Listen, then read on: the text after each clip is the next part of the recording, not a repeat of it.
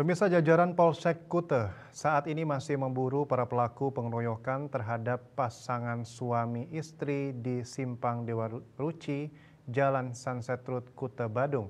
Pelaku diduga berjumlah 4 orang yang melakukan penganiayaan terhadap para korbannya.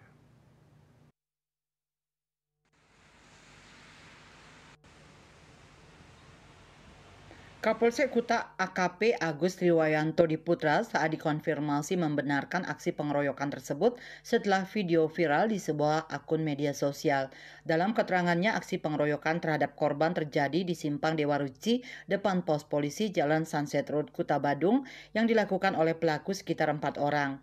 Dua korban yakni merupakan pasangan suami istri berinisial E dan N yang tinggal di desa Sidekarya dan Pasar Selatan.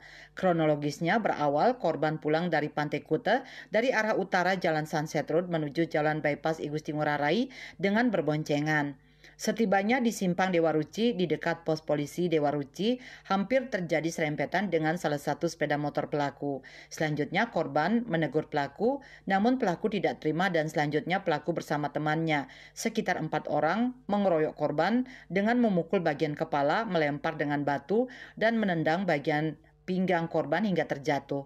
Selain itu, pelaku juga menginjak-injak tubuh korban. Atas kejadian tersebut, korban mengalami luka terbuka di kepala belakang, pelipis kanan bengkak, pelipis kiri robek, dan pinggang kanan luka lebam dan sakit. Sementara itu, masyarakat yang melintas mencoba melerai dan menolong korban. Selanjutnya, pelaku pengeroyokan melarikan diri, sedangkan satu unit sepeda motor Honda yang diduga milik dari salah satu pelaku tertinggal di TKP dan dirusak oleh massa.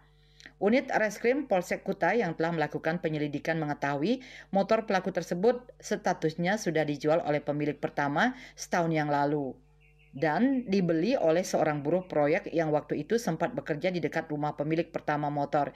Kini Polsek Kuta masih melakukan penanganan dan penyelidikan lebih lanjut. Raiswantara, Bali TV.